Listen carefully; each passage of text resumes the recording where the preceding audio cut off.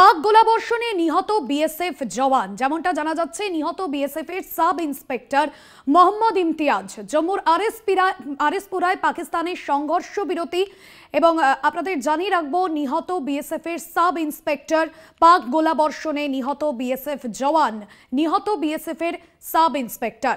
সংঘর্ষ বিরতির কয়েক ঘন্টার মধ্যেই সীমান্তে আবারও গোলাবর্ষণ এবং সাইরেনের শব্দ। বিভিন্ন জায়গায় ব্ল্যাকআউট এই মুহূর্তে, এবং তারই মাঝে যে খবর পাওয়া যাচ্ছে, পাক গোলাবর্ষণে নিহত বিএসএফ জওয়ান, নিহত বিএসএফ এর সাব ইন্সপেক্টর মোহাম্মদ ইমতিয়াজ জম্মুর আরএসপুরায় পাকিস্তানের সংঘর্ষ বিরতি।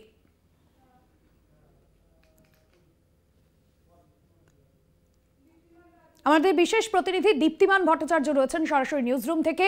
দীপ্তিমান, পাক গোলাবর্ষণে নিহত এক বিএসএফ জওয়ান, এবং আমরা দেখলাম যে সংঘর্ষ বিরতির কয়েক ঘন্টার মধ্যেই আবারও পাকিস্তানের আগের রূপ ফিরে এলো, আবারও গোলাবর্ষণের ছবি। একেবারেই দেখো, ক্রস বর্ডার ফায়ারিংয়ে বিএসএফ এর সাব ইন্সপেক্টর মোহাম্মদ ইমতিয়াজ তিনি শহীদ হয়েছেন, এবং এই আরএসপুরায় এই পুরো ঘটনাটা ঘটেছে। এবং এই ঘটনাটা ঘটার পরেই প্রথমে এই ঘটনাটা ঘটে, এবং তারপরেই কিন্তু হোম মিনিস্ট্রি থেকে কেন্দ্র থেকে কিন্তু পুরোপুরি পাওয়ার দেওয়া হয়েছে বিএসএফকে রিটালিয়েট করার জন্য। মোহাম্মদ ইমতিয়াজের শহীদ হওয়ার ঘটনা আসার পরেই তারপরেই কিন্তু পুরো ঘটনাটা সামনে আসে, এবং রিটালিয়েট করার জন্য বিএসএফকে পুরো ক্ষমতা দেওয়া হয়। এখন যা বর্তমান পরিস্থিতি রয়েছে, দেখো এখন যা অবস্থা রয়েছে, এবং প্রত্যেকটা জায়গায় বিএসএফ কিন্তু যেভাবে পাক গোলাবর্ষণ করেছে এবং ভায়োলেট করেছে, তার উত্তর কিন্তু বিএসএফ জওয়ানরা দিচ্ছেন একের পর এক। তারা যেরকম সেলিং করছেন, ঠিক তার উল্টে কিন্তু পাকিস্তানের উত্তর কিন্তু ভারতীয় জওয়ানরা, ভারতীয় বিএসএফরা তারা সেইভাবেই দিচ্ছেন। এখন যেটা জানা যাচ্ছে, এখন আমরা যেটা জানতে পারছি সেটা হচ্ছে, এখন ইন্ডিয়ান এয়ার ডিফেন্স তিনটে কাজ করছে: trace, track and distraction. Track করছে কোন কোন ড্রোন কোথা থেকে আসছে, টার্গেট করছে কোন জায়গাটায় রয়েছে ড্রোন, এবং সেটা ডিস্ট্রয় করছে।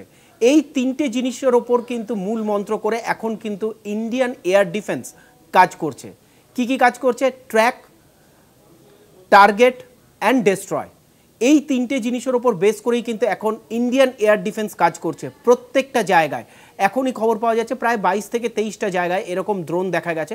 প্রত্যেক ড্রোনকে ফার্স্টে ট্র্যাক করা হচ্ছে, তারপর সেটাকে টার্গেট করা হচ্ছে, এবং তারপর সেটাকে ডেস্ট্রয় করা হচ্ছে।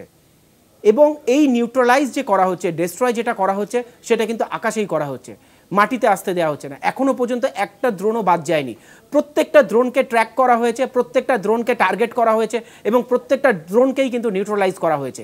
এইভাবেই কিন্তু ইন্ডিয়ান এয়ার ডিফেন্স একের পর এক কাজ করছে বিভিন্ন জায়গায়। যেই জায়গাগুলো আমরা এখনও পর্যন্ত খবর পাচ্ছি যে এখানে ড্রোন দেখা যাচ্ছে, এবং প্রত্যেকটা জায়গায় অমৃতসরে সাইরেন শোনা গেছে, সেখানে ড্রোন অ্যাক্টিভিটি রিপোর্ট করা হয়েছে। এবং এই ড্রোন অ্যাক্টিভিটি রিপোর্ট করার সঙ্গে সঙ্গেই কিন্তু রিপোর্ট হওয়ার সঙ্গে সঙ্গেই কিন্তু সেটাকে ট্র্যাক করা হচ্ছে যে কোথা থেকে ড্রোনটা আসছে।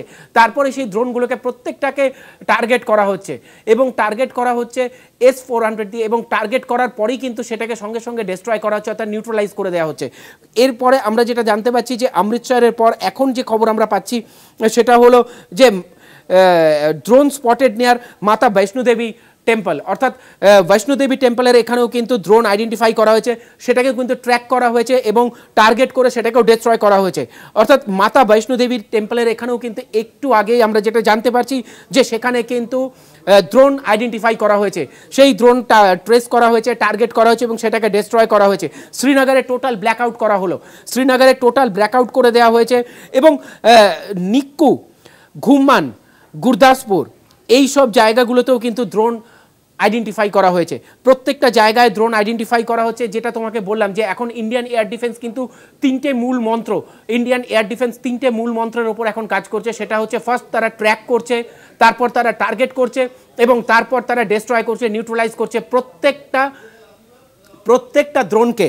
এবং যেটা তোমাকে বলছিলাম যে মাতা বৈষ্ণোদেবী টেম্পলের এখানেও কিন্তু ড্রোন আইডেন্টিফাই করা হয়েছিল, সেই ড্রোনটাকে ট্র্যাক করে টার্গেট করে সেটাকে ডিস্ট্রয় করা হয়েছে বলেই আমরা জানতে পারছি। ইন্ডিয়ান এয়ার ডিফেন্স কিন্তু যেভাবে উত্তর দেওয়ার সেইভাবেই তারা কিন্তু উত্তর দিচ্ছে, এবং একের পর এক ড্রোন যেখানে যেখানে দেখা যাচ্ছে প্রত্যেকটা জায়গায়। রূপনগরেও কিন্তু ব্ল্যাকআউট ডিক্লেয়ার করা হলো, রূপনগরেও এইমাত্র কিন্তু আমরা যেটা জানতে পারছি সেখানে কিন্তু ব্ল্যাকআউট ডিক্লেয়ার করা হলো। গুরদাসপুর পুলিশ স্টেশনের ওখানে গুরুদাসপুরেও কিন্তু ড্রোনকে নিউট্রালাইজ করা হয়েছে এবং এই ড্রোনকে নিউট্রালাইজ করার পর ড্রোন কোথায় পড়েছে সেখানে কিন্তু পুলিশ গিয়ে সেই জায়গাগুলোকে খুঁজছে এবং সেইগুলোকে আইডেন্টিফাই করার চেষ্টা করছে। অর্থাৎ বলা যেতে পারে প্রায় 23 থেকে 24টা জায়গায় 25টা জায়গার মতন এলাকা যেগুলোকে আইডেন্টিফাই করা হয়েছে যেখানে কিন্তু ড্রোন দেখা গেছে এবং এই ড্রোন দেখা যাওয়ার পর প্রত্যেকটা ড্রোনকেই কিন্তু এখনো পর্যন্ত যা খবর আমাদের কাছে আসছে প্রত্যেকটা ড্রোনকেই কিন্তু নিউট্রালাইজ করা হয়েছে এবং নিউট্রালাইজ কিন্তু আকাশেই করা হয়েছে যাতে কোনো রকম কোনো ক্ষয়ক্ষতি না হয়, কোনো রকম কোনো ডিভাস্টেশন না হয়, সেই জন্য প্রত্যেকটা ড্রোনকেই নিউট্রালাইজ করা হয়েছে আকাশে। একদমই, এবং সমস্ত রকম পদক্ষেপ নেওয়া হচ্ছে ভারতের তরফে। আমরা আবারও পরবর্তীতে তোমার থেকে আপডেট নেব, তবে সময় হচ্ছে এখন একটা বিরতির। সঙ্গে থাকো দীপ্তিমান।